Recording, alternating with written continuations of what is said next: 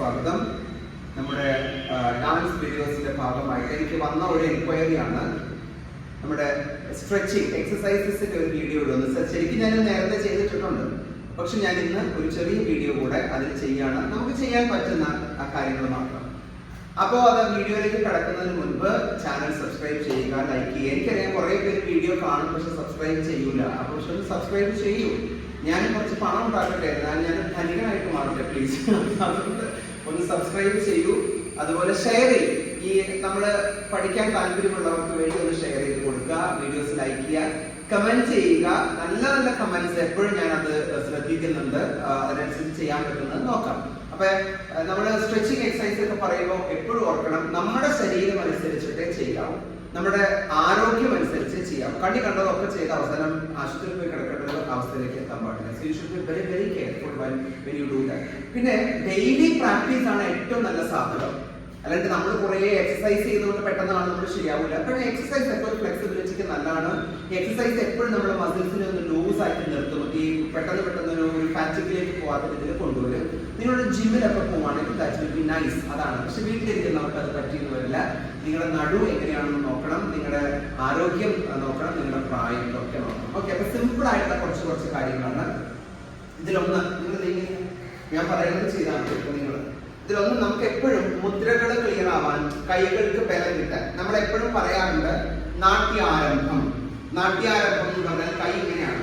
അപ്പൊ ഞാൻ എപ്പോഴും അതിന്റെ നേരത്തെ ഞാൻ പറഞ്ഞ ബോഡി പൊസിഷൻ ഇങ്ങനെയാണ്. കണ്ടോ, നമ്മുടെ ചെസ്റ്റ് അല്പം വളഞ്ഞ് മുമ്പോട്ട് തള്ളി, ബട്ടക്സ് തള്ളി, ഇങ്ങനെയാണ് നമ്മൾ നിൽക്കുക. അത് ഓവറായിട്ട് നിൽക്കാൻ പാടില്ല, ഒരു പരിധി വരെ ഇങ്ങനെ നിൽക്കുക. ഓക്കെ, അതിൽ നാച്ചുറൽ ഒരു ബെഞ്ചിങ് നമ്മുടെ ബോഡിക്കൊക്കെ അത് കൊടുക്കുക. തീരെ ഇങ്ങനെ ഉള്ളിലേക്ക് ചങ്ക് വലിഞ്ഞ് നിൽക്കാൻ പാടില്ല. അത് ബോറാണ് അങ്ങനെ നിൽക്കുന്നത്. അതിൽ ഇങ്ങനെ ആയി പോകുന്നത്. അപ്പൊ നമ്മൾ അങ്ങനെ നിൽക്കുക. അത് നിൽക്കുമ്പോ നമ്മുടെ ഷോൾഡർ ലെവലില് ഈ പത്തി വരണം.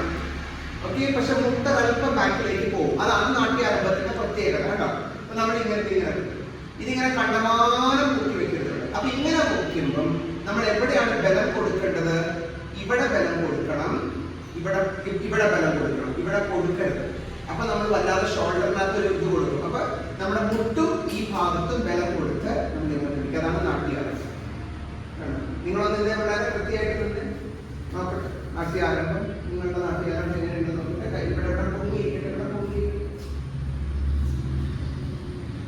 ഓക്കെ, അപ്പൊ അതിനു വേണ്ടി നമ്മൾ എന്ത് ചെയ്യണം എന്ന് വെച്ചാൽ ഈ ഭാഗം നമ്മുടെ പത്തി, കൈപ്പത്തി, പാം, അത് നന്നായിട്ട് പിറകിലേക്ക് വലിച്ചു പിടിക്കുക.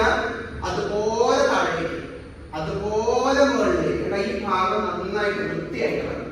പതാക മുദ്ര തന്നെ പിടിച്ചോളൂ. താഴേക്ക് മുകളിലേക്ക്, താഴേക്ക് മുകളിലേക്ക്. ഇതൊരു എക്സസൈസ് ആണ്. നമുക്ക് കൈകളൊന്ന് റൊട്ടേറ്റ് ചെയ്ത് എടുക്കാം. അതൊന്നും പ്രശ്നമല്ല കേട്ടോ, ഇത് ചെയ്യാം. അപ്പൊ കൈകൾക്ക് ഒരു വൃത്തി വരാൻ വേണ്ടിയിട്ടാണ് ഇങ്ങനെ നമ്മൾ ചെയ്യുന്നത്. അപ്പൊ ഏറ്റവും ഇതായിട്ടുണ്ട്. അതായത് എപ്പോഴും മുദ്ര പിടിക്കുമ്പോൾ എല്ലാവരും ഇങ്ങനെ ഇരിക്കും, കൈ ചെയ്തിരിക്കും. അത് പറ്റില്ല. ഇങ്ങനെ വൃത്തിയായിട്ട് വരണം. പതാക പിടിക്കും. ഇച്ചിരി വേദനയൊക്കെ എടുക്കണം. വേദന എടുക്കുന്നതാണ് അതിന്റെ എഫക്റ്റ്. അങ്ങനെ വേണം നമുക്ക് വേണ്ടത്. അതൊന്ന്. ഇതുപോലെ നമ്മുടെ പാദം കീഴോട്ട് നന്നായിട്ട് ഫോഴ്സ് ചെയ്യുക, മുകളിലേക്ക് വലിക്കുക. കീഴോട്ട് പോവുക, മുകളിലേക്ക് വലിക്കുക. കീഴോട്ട് പോവുക, മുകളിലേക്ക് വലിക്കുക. പിന്നെ ഞരമ്പുകൾക്ക് നല്ലൊരു റിലാക്സേഷൻ കിട്ടും, നല്ലൊരു സുഖം ഉണ്ടാവും കാലിനത് ചെയ്യുമ്പോൾ. അതുപോലെ ഇടത്തെ കാലം, അതുപോലെ തന്നെ കാല് റൊട്ടേറ്റ് ചെയ്യുക. നമുക്ക് നന്നായിട്ട് റൊട്ടേറ്റ് ചെയ്തെടുക്കാം. ഇതൊക്കെ കൊച്ചു എക്സസൈസ് ആണ് കേട്ടോ. കാല് നന്നായിട്ട് റൊട്ടേറ്റ് ചെയ്തെടുക്കാം. അതൊന്ന്. ഇതൊക്കെ നിങ്ങളൊരു കൗണ്ട് വെച്ചിട്ട് ചെയ്യാം. ആന്റി ക്ലോക്ക് വൈസ് റൊട്ടേറ്റ് ചെയ്യുക. പിന്നെ നമ്മൾ ചെയ്യേണ്ടത്, നമ്മൾ ശിരോഭേദം പഠിക്കുന്നതിന്റെ തന്നെ ചില ഭാഗങ്ങൾ നമുക്ക് ചെയ്യാം. അത് ഒന്ന് ഉദ്വാഹിതം, മുകളിലേക്ക് അധോമുഖം നന്നായിട്ട് കൂലിയ. നമ്മുടെ നട്ടലിന്റെ കേട്ടോ, അധോമുഖം. വീണ്ടും മുകളിലേക്ക്, താഴേക്ക്. എന്ത് സുഖമല്ലേ. വീണ്ടും മുകളിലേക്ക്, താഴേക്ക്. ഓക്കെ, ഇത് തന്നെ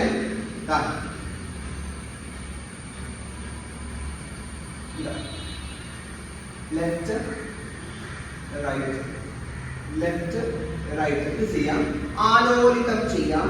കഴുത്ത് നന്നായിട്ട് റൊട്ടേറ്റ് ചെയ്തിട്ടില്ല, നന്നായിട്ട് റൊട്ടേറ്റ് ചെയ്യും. ആന്റി ക്ലോക്ക് വൈസ് ചെയ്യാം. ഓക്കെ, പിന്നെ ഇത് അടമി നമ്മൾ പ്രാക്ടീസ് ചെയ്യുമ്പോൾ കഴുത്തിളക്കാൻ, നിങ്ങൾ കഴുത്തിളക്കാൻ അറിയുമെന്ന് കാണിച്ച് ലെഫ്റ്റ് റൈറ്റ് വരും. ഓക്കെ, അപ്പൊ അടവി നമ്മൾ പ്രാക്ടീസ് ചെയ്തെടുക്കുന്നത് ഓർമ്മ പറഞ്ഞാണ്. അതിന് ആദ്യം നമ്മൾ നോട്ടം ശരിയാക്കണം, ദൃഷ്ടി കറക്റ്റ് ആക്കുക, അതായത് ലെഫ്റ്റിലേക്ക് പോകും. അപ്പൊ ഓട്ടോമാറ്റിക്കലി നമ്മുടെ കഴുത്തിന് ഒരു ഇളക്കത്തിൽ ടെൻഡൻസി ഉണ്ട്. പൊതുവെ ഇങ്ങനെ കണ്ടിട്ടില്ല, അതായത് നമ്മൾ ധൃതി പിടിച്ച് ചെയ്യാൻ പറ്റും. പതുക്കെ ആദ്യം നമ്മൾ കഴുത്ത് നോട്ടം ലെഫ്റ്റിലേക്ക് കറക്റ്റ് ആയിട്ട് കൊടുക്കാൻ പിള്ളേരെ പഠിപ്പിക്കുക. കണ്ടോ, അത് നാട്യാർപ്പത്തിൽ നിന്ന് ചെയ്യാം, അട്ടമി കറക്റ്റ് ഇങ്ങനെ ചെയ്യാം, കൈ മേളിൽ പിടിച്ചിട്ട് ഇങ്ങനെ ചെയ്യാം. അപ്പൊ അത് പതിയെ പതിയെ വരണം. അത് നിങ്ങൾ പ്രാക്ടീസ് ചെയ്തെടുക്കുക. ബോറാവരുത്, നമ്മൾ ഒരുപാട് കഴുത്തിൽ ബലം കൊടുക്കരുത്, അപ്പൊ ചെയ്യാൻ ബുദ്ധിമുട്ടായിരിക്കും.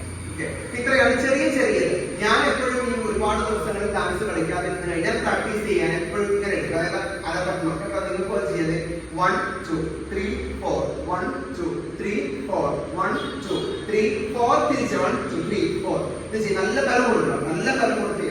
ചെയ്യുന്നില്ലേ? വെറുതെ പോകണം.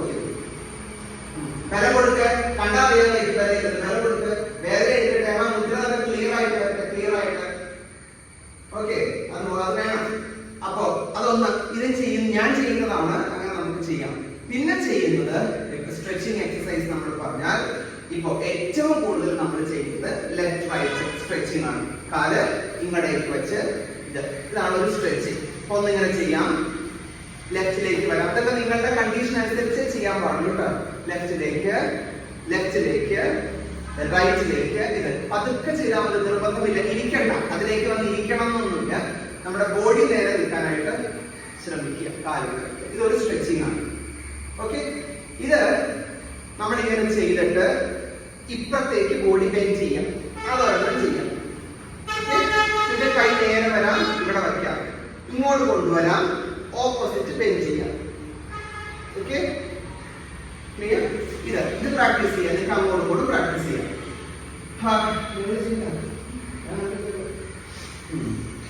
അപ്പൊ അതൊരു ബെൻഡ് ചെയ്യും.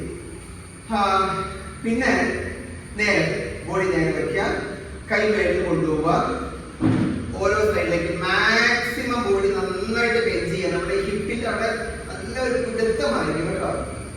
പിടിച്ചിങ്ങനെ നിന്ന് പോകുന്ന അവസ്ഥ, അല്ലെങ്കിൽ ലോക്കായിട്ട് അനങ്ങാൻ പറ്റാത്ത അവസ്ഥയിലായിക്കോളും. അപ്പൊ കുറേശ്ശെ ചെയ്യുക നമ്മള്. പിന്നെ റൈറ്റിലേക്ക്. ഓക്കെ, ഇതൊക്കെ നല്ലതാണ്. ഇങ്ങനെ നല്ല സുഖമാണ് നമ്മൾ ഇതൊക്കെ ചെയ്ത് കഴിഞ്ഞു. അപ്പൊ ഈ ബെൻഡിങ് ചെയ്യാവുന്നതാണ്. പിന്നെ നോർമൽ നമ്മുടെ അത്ലറ്റിക് എക്സസൈസ് നമ്മൾ ചെയ്യണം. ഓപ്പോസിറ്റ് ഫൂട്ടിൽ ടച്ച് ചെയ്യുന്ന ഇത് ചെയ്ത പോലെ കുനിഞ്ഞ് ബെൻഡ് ചെയ്ത് കാല് നന്നായിട്ട് ടച്ച് ചെയ്യണം. നന്നായിട്ട് കളർ ചെയ്യുന്നതാണ്. കൈ ശരിക്കും നോക്കുക. ഇത് നല്ലൊരു എക്സസൈസ് ആണ്. എനിക്കിത് എപ്പോൾ ചെയ്താലും ബാക്കിലൊക്കെ പെയിൻ വരും. അപ്പൊ പക്ഷെ അതങ്ങനെ ചെയ്ത് ചെയ്താൽ പെയിൻ നമുക്ക് മാറ്റിയെടുക്കാം. അതൊരു സ്ട്രെച്ച്. ഇതൊക്കെ നമ്മുടെ വീട്ടിൽ ചെയ്യാവുന്നതാണ്.